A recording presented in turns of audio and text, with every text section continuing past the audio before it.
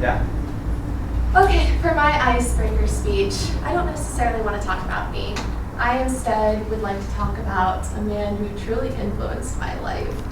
He was Mr. Bill, the neighbor who lived across the street from me. He was really my grandfather, honestly. And he taught me my love for art, jazz music, and also how to make a mean martini. So the best way to describe this man would be to tell a story about him and how his incredible peckish behavior really just made him the person he is.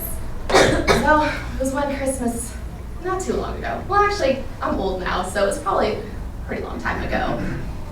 It's Thanksgiving. He put his light-up reindeer out on the lawn on Thanksgiving. How dare he? He named the reindeer Valentino. It was a huge thing. My street goes all out for Christmas. And he had lights out on Thanksgiving. That is a sin on catch courts. So of course my father sees this and he goes, well, he can't have his reindeer out. So what does my father do? He finds a box that has my neighbor's name on it, Sean and Beth, and makes an arrow out of cardboard, sticks it through reindeer Valentino, pushes over Valentino, so that the next morning Mr. Bill wakes up and he sees Valentino dead on the grass. Mr. Bill is he's horrified. He sees the arrow. And of course my dad was pretty good about this. He made sure that when he cut out the arrow, it still had Sean and Beth's name on it. So Bill was just like, oh God, it was Sean and Beth that did it. So by this time, Sean and Beth, they finally have their reindeer out. Mr. Bill was thinking, he's like, what can I do to get back at them? So he finds 2 golf balls. And he's an artist. He loves to paint. He has lots of oil paints. He just loves to do it. So he finds some nice blue paints. Paints them on the golf balls and puts them on the reindeer. So that the next morning, poor Mr. Sean and Miss Beth wake up to see their lovely reindeer has a serious case of blue balls.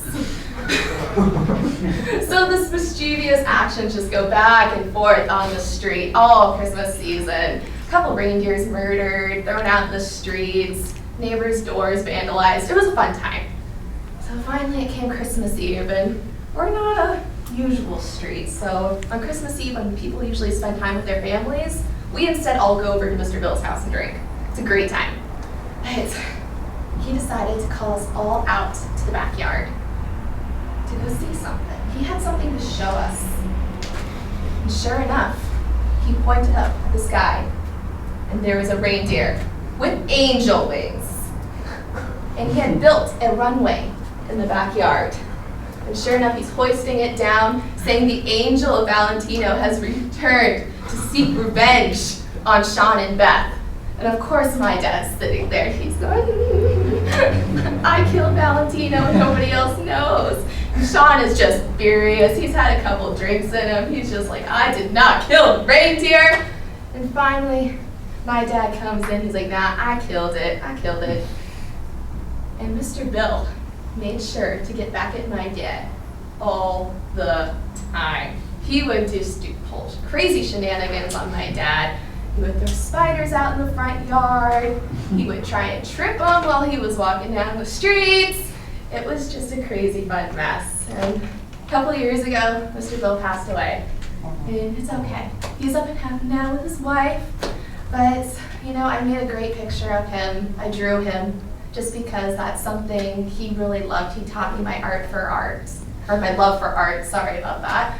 And now I was able to give the portrait to his wife, and now it has replaced his crazy jazz boobs that used to hang in the living room. It's now a picture of him.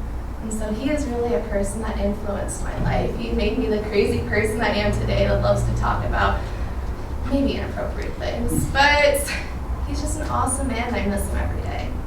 Thank you.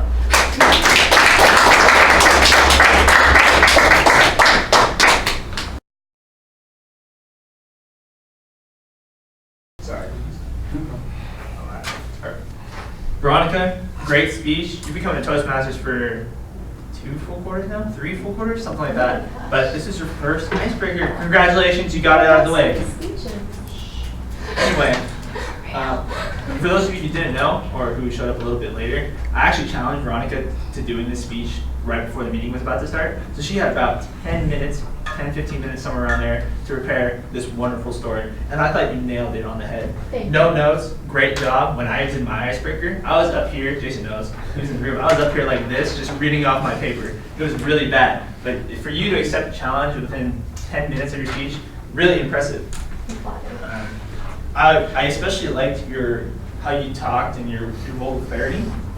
You'll have no issue speaking in larger rooms or in front of bigger audiences. I also liked how you change your voice depending on different situations. So when you talked about at the Christmas party, your dad saying, I killed it, you went up with your excitement and the volume. You increased the volume by doing that. And also when you talked about Mr. Bill's passing away, you also made it a little bit into a whisper and you got the audience to kind of capture your emotion that you're experiencing with that situation.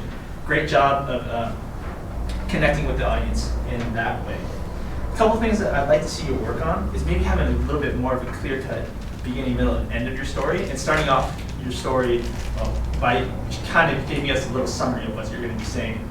So for example, if you could say something like, today I'm going to tell a story about Mr. Bill, this puckish Christmas story we had, and how he helped develop me to who I am today. Little things like that can make the audience follow along your story a little bit better.